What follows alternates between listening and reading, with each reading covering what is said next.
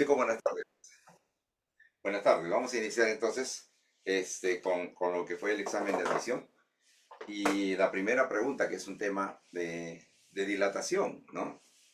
Yo siempre les digo que para cuando lean el problema, la idea es que reconozcan de qué tema trata, para que sobre eso comience a aflorar todas las ideas en el cerebrito, ¿no?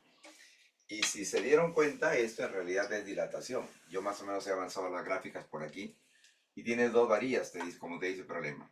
Hay dos barras 1 y 2 que tienen coeficientes de dilatación lineal, cada uno te lo dan ahí, ¿no? Esta es la barra 1, esta es la barra 2. Cuando tú lo sometes a un incremento de temperatura a cada una de ellas, obviamente por ese incremento de temperatura van a dilatar. Dilatar significa que va a incrementar la dimensión. ¿Hasta dónde choque? Hasta el instante en que choquen las varillas, ¿cierto? Y la separación inicial que hay entre los extremos de estas varillas o estas barras es 6 centímetros. Entonces ten en cuenta que la suma de las dilataciones tiene que ser 6 centímetros. Eso es lo que tenías que hacer. Entonces aquí, ¿no? Lo que te acabo de explicar, que es la suma de esas dilataciones, lo hacemos acá. La dilatación de la varilla 1 más la dilatación de la varilla 2 debe ser 6 centímetros. ¿Ya? Pero obviamente esos 6 centímetros los vamos a colocar en metros y sería 6 por 10 a la menos 2 metros. El delta de L1, que es la variación, recuerda que el incremento de longitud es directamente proporcional a la longitud inicial y además a la variación de la temperatura, ¿no es cierto? Para eso te dan, esto se llama coeficiente de dilatación lineal, por eso te dan aquí. Aquí tendríamos entonces el coeficiente de dilatación de la varilla 1, que es 15 por 10 a la menos 4, ¿verdad? 15 por 10 a la menos 4 por la longitud inicial de la varilla, que es 60 centímetros. Esto de aquí, fíjate, 60 centímetros. Evidentemente, si lo pasas a metros, 60 centímetros sería 60 por 10 a la menos 2, lo que te va a quedar 6 por 10 a la menos 1. ¿Estamos? Entonces vas a tener 6 por 10 a la menos 1 metros. Y la otra varilla es 30 centímetros, es decir, te va a quedar en metros 3 por 10 a la menos 1 metros. Eso lo ponemos acá.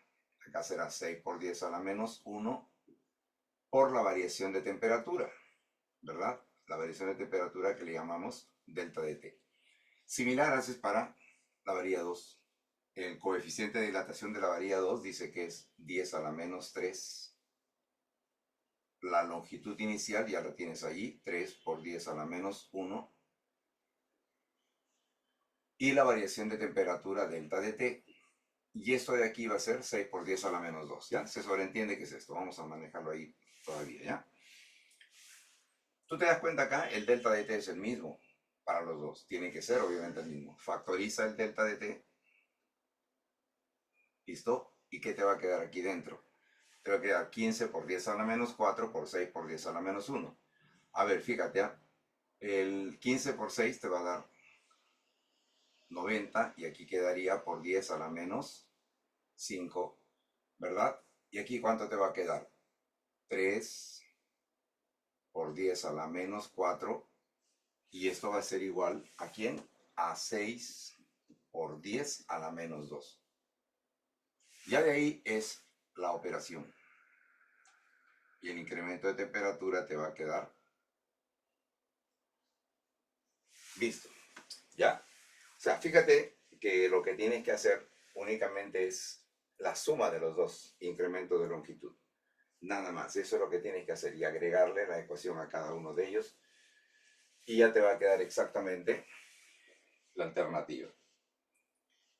En la pregunta número 32, fíjate, en la figura mostrada dice, déjame un ratito para tenerla más clara la figura. Aquí está. En la figura mostrada, la carga eléctrica de menos 3 microcoulomb está suspendida en el aire. Se refiere a esta carga. Esta partícula de aquí está solita en el aire. La de acá está fija, ¿no? Una superficie tiene una carga de 4 microcoulomb. Entonces, esta partícula está suspendida en el aire y te dice que la constante es 9 por 10 a la 9, etcétera, ¿no? ¿Qué es lo que te pide concretamente? El peso. O sea, si está suspendida en el aire y se mantiene ahí, eso significa que se encuentra en equilibrio. es cierto? Y si se encuentra en equilibrio, esto de aquí, ¿qué va a ser? La fuerza de interacción eléctrica, ¿correcto? Y esto va a ser el peso. Vamos a ponerle Fg. ¿Ya? Pero te está diciendo, ¿no? Que se encuentra suspendida, obviamente está en equilibrio. ¿Eso qué significa entonces? Que los módulos de estas dos fuerzas, ¿cómo tienen que ser? Iguales, ¿te acuerdas o no? Entonces, aquí dices, el módulo de la fuerza de interacción eléctrica debe ser igual al módulo del peso. Listo. La fuerza de interacción eléctrica entre ellas dos es la constante de Coulomb, 9 por 10 a la 9, ¿verdad? Por el producto de los valores absolutos de las cargas. Es decir, aquí sería 4 micro. Pero ¿te recuerdas cuánto vale un micro? 10 a la menos 6. Entonces esto será 4 por 10 a la menos 6. Por la carga siguiente, que es 3 microcoulomb. Es decir, será 3 por 10 a la menos 6. Y esto sobre la distancia que están separadas dice que es 0,6 metros. ¿Cierto? Entonces acá será esa distancia 0,6, que la voy a poner como 6 por 10 a la menos 1, elevado al cuadrado. Y eso va a ser equivalente al peso, ¿verdad? Entonces, a ver, 6 al cuadrado va a ser 36, que se va a simplificar con este 36. ¿De acuerdo? Mira lo que va quedando acá arriba. Sería 3. El 10 a la menos 1 elevado al cuadrado va a ser 10 a la menos 2. Si tú lo llevas al numerador, mira, va a ser con este 10 a la 9, te va a quedar 10 a la 11. Pero multiplicado por el 10 a la menos 12. ¿Visto? ¿Cuánto te va a quedar entonces el peso? Eso es lo que pide, ¿verdad?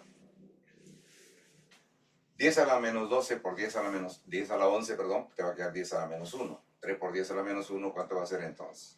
0,3 newton. ¿Visto? Eso. Si tú vas viendo en estos dos, ya te vas dando cuenta, ¿no? ¿Qué era lo más que había que hacer?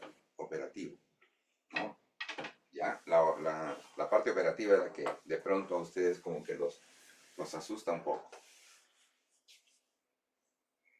La siguiente pregunta.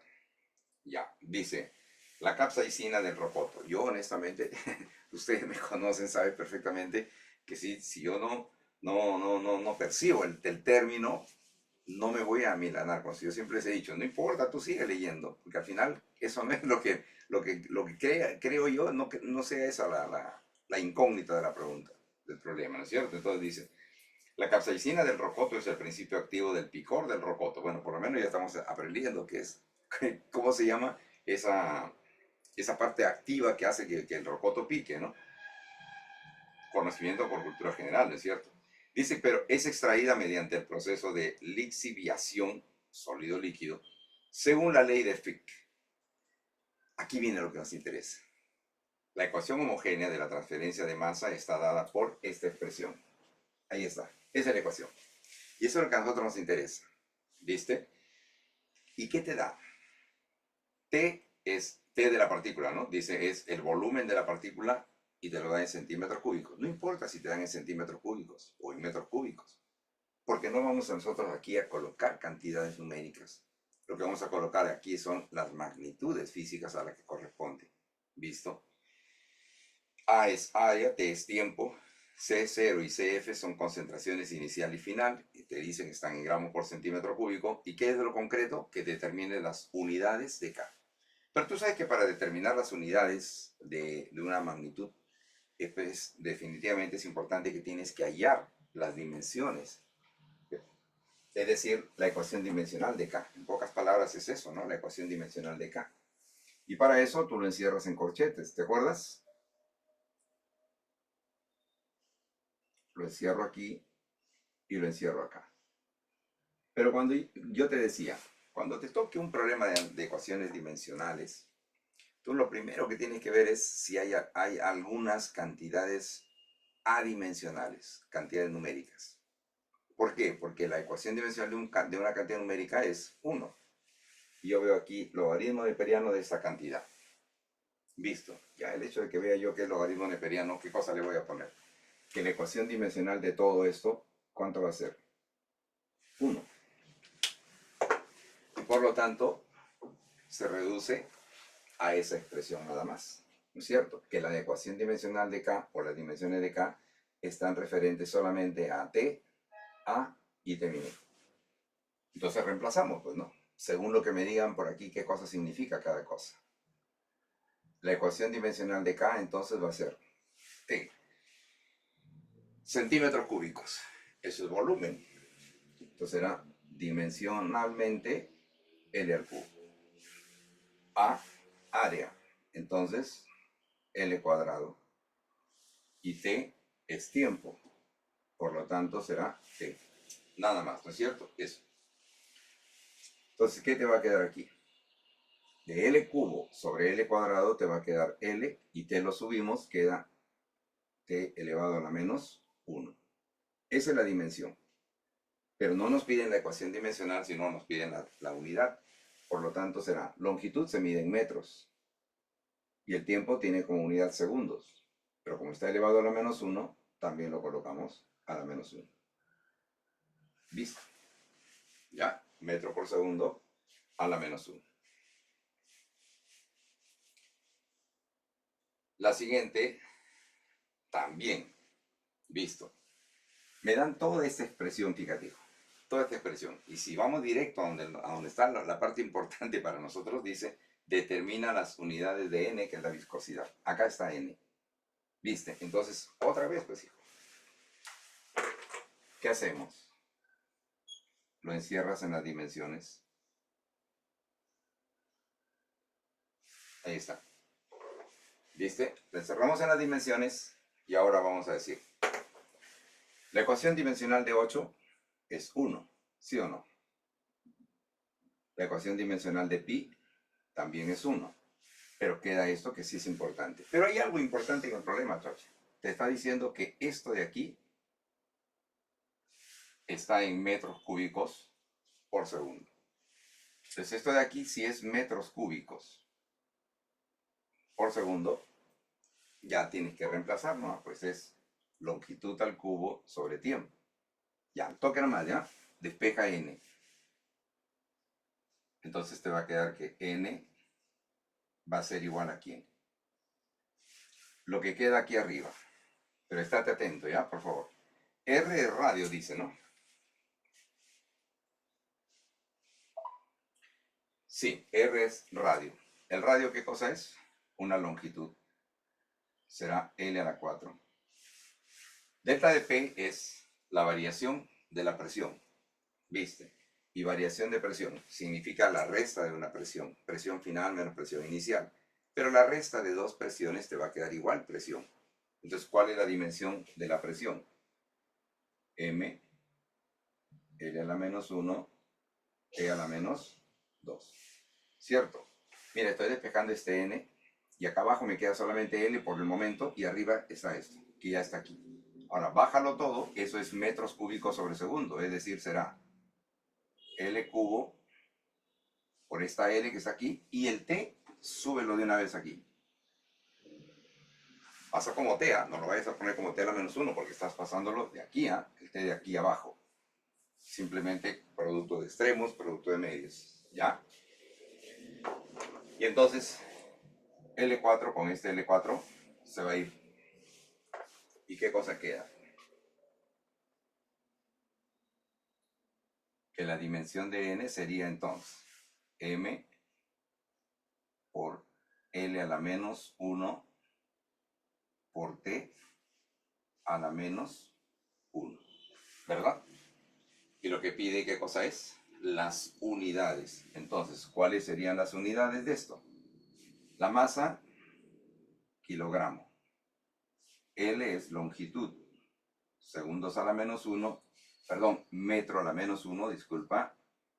Metro a la menos 1. Y el tiempo, T es tiempo, sería segundos a la menos 1. Listo. Kilogramo por metro a la menos 1 por segundo a la menos 1. La alternativa, la letra A, ¿no es cierto?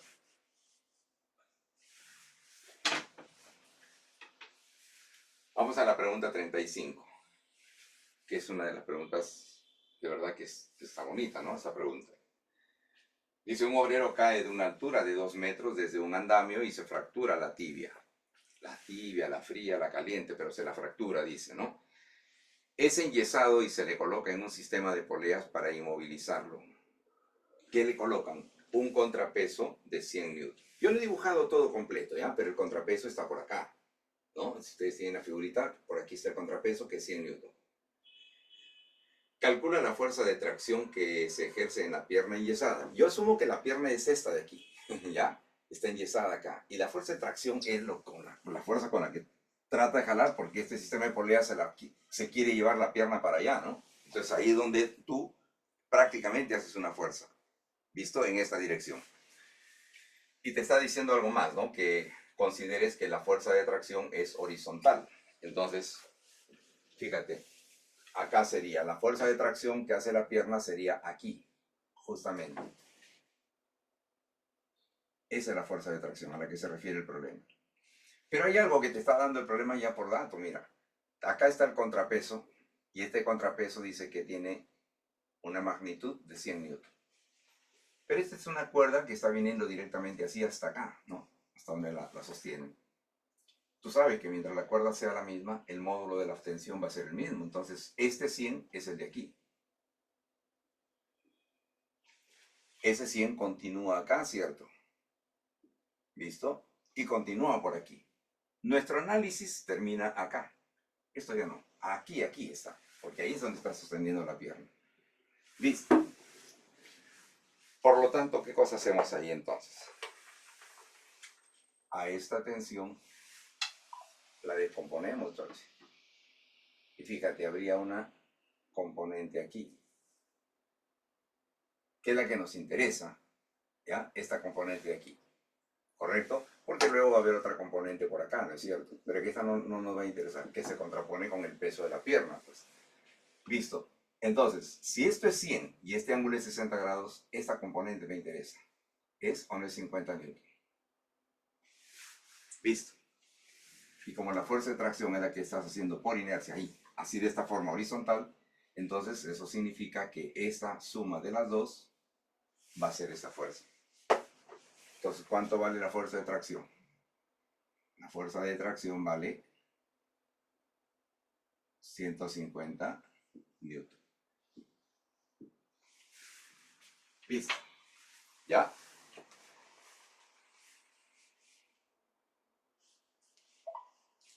¿Viste? ¿Cómo lo vas viendo hasta ahí? Muy fácil. Se han quedado sorprendidos, profesora. Rápido ha avanzado el 31, 32, 33. ¿Ven, chicos? En realidad es que tienes que leer, cuando tú lo leas anda más o menos ya en tu cabeza imaginándolo, ¿ves?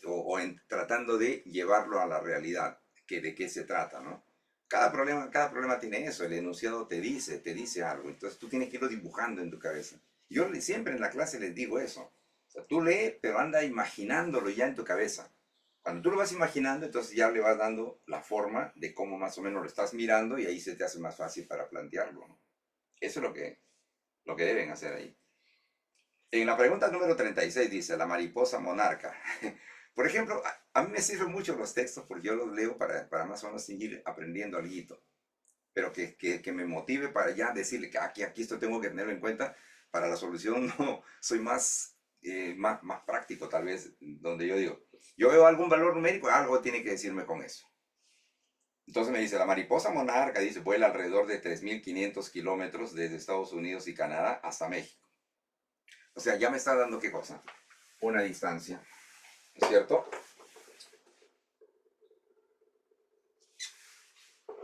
Ya me está dando una distancia.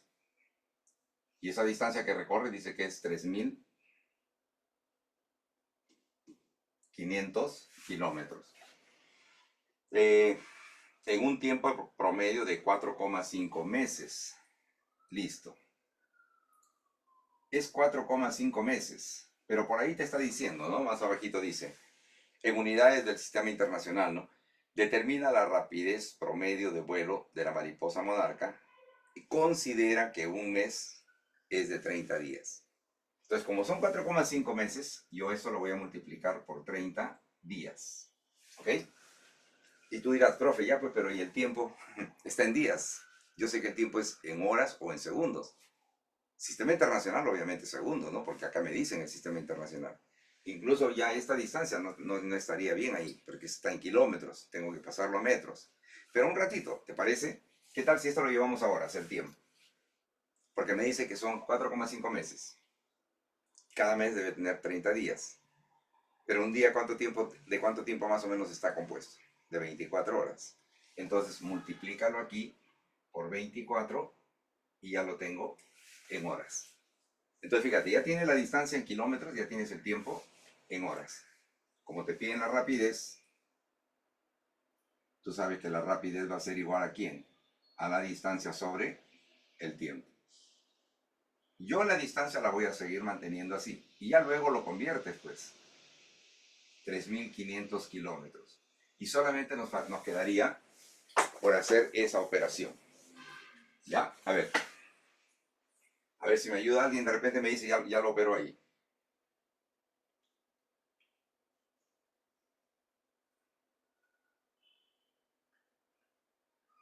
Ya. A ver, si he hecho bien el cálculo, acá me queda 3.240 horas. Y ya lo tengo en kilómetros por hora. ¿No es cierto? Quítale ese cerito. ¿Y tú te acuerdas cómo convierte kilómetros por hora a metros por segundo? Sería 350 entre 324, que es lo que me está quedando acá. ¿Por cuánto? Por 5 sobre 18. Y ya está en metros por segundo. A ver, vamos a pedirle a la calculadora que nos ayude, ¿ya? Esto sería 350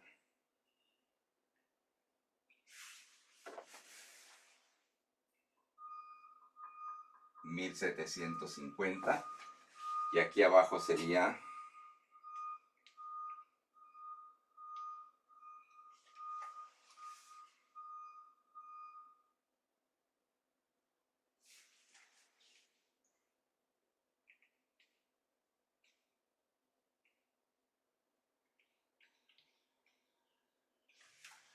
te va a quedar la rapidez promedio aproximadamente 0,0,3 metros por segundo. Eso, Choche. ¿Es operativo? Claro que es operativo, Choche. Y sí, pues es cierto, hay que hacer las operaciones definitivamente. Pero mira, pues la idea del problema. Porque seguramente nosotros nos comenzamos a distraer, nos comenzamos a asustar cuando me dice, pues, ¿no? Que sobre todo esto, ¿no? Que te dice en un tiempo promedio de 4,5 meses. Uy, comenzamos a decir, pucha, ¿qué hago? 4,5 meses si el tiempo no está en meses. Luego me dicen, considera un mes de 30 días. Ya, bueno, ya, pero igual pasé de meses a días. Pero por ahí está la idea, pues, ¿no? Entonces, te dan en kilómetros, conviértelo a horas todo ese tiempo, pues. ¿Viste? ¿Ya? Hasta ahí tenemos la pregunta número 36. Nos queda la pregunta 37. Si ustedes me permiten, Choche, aquí lo podemos hacer.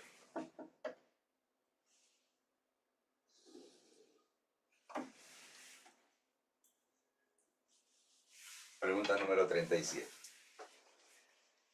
Mira, dice, en un centro comercial, un trabajador traslada una carga de 250 kilogramos empleando una carga de 250 kilogramos, ¿no? Ya, el peso, te puede dar de ahí 2.500 newton, que es el peso de la carga. Entonces yo voy a ir sacando la carga, que más o menos es así, ¿ya? Pero hay algo importante, Choche, que tú tienes que ir leyendo ahí, pues. Dice que esto se mueve horizontalmente. Si bien es cierto, tú le aplicas una fuerza así, ¿sí o no? Tú le aplicas una fuerza así. Acá está, 250 kilogramos, que es la masa de la carga que estás jalando tú ahí. Y dice que esa fuerza no te la dan como módulo de la fuerza, no te la dan estrictamente. Te dan las componentes de esa fuerza.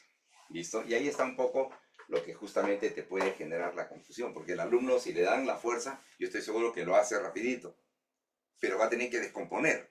Y te están ahorrando el trabajo ahí más bien. ya te están diciendo, ya no descompongas, ya te estoy dando lo que tienes que utilizar.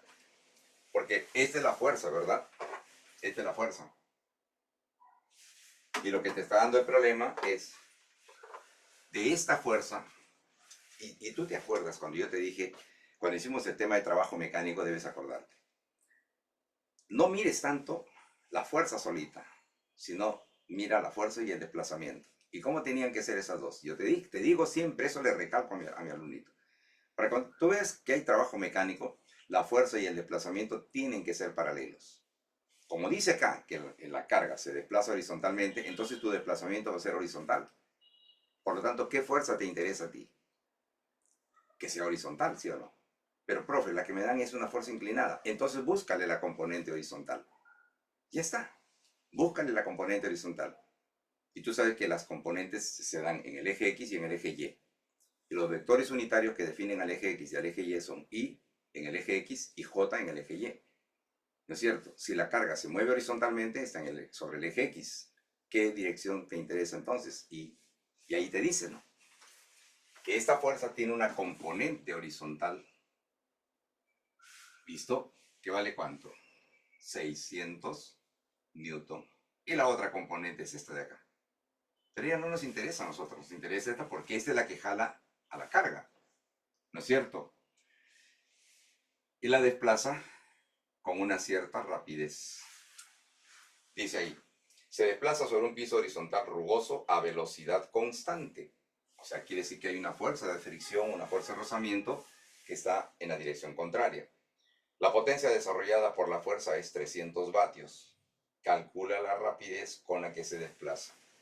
¿Cómo es una rapidez constante, Chochi? Entonces, ¿te acuerdas de esta expresión? Que la potencia es igual. Le llamamos a esto potencia instantánea. No sé si te acuerdas que yo te dije. Cuidado porque a veces te usan el término potencia media, potencia instantánea. La potencia media es obviamente la cantidad de trabajo entre el tiempo, pero la potencia instantánea es para cada instante de tiempo. Como en este caso te dicen la potencia desarrollada por esta fuerza. Entonces será el módulo de la fuerza por la velocidad o la rapidez que presenta en ese instante.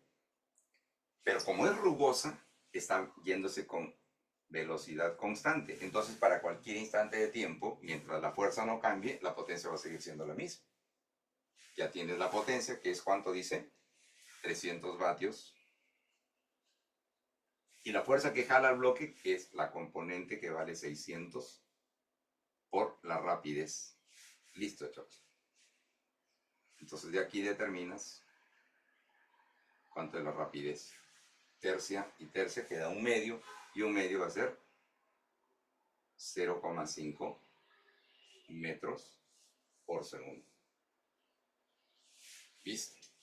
0,5 metros por segundo. Esa es la rapidez con que se desplaza la carga. Creo que eso es... Sí, esa es la última pregunta. ¿Viste? ¿Cuánto tiempo nos hemos demorado? Ahí evalúa. Ese es el tiempo, pero que yo me he demorado explicándolo. Claro, Tú profe, yo te tenías he que visto y he demorarte sido menos. bien rápido. Y de verdad que me encantaría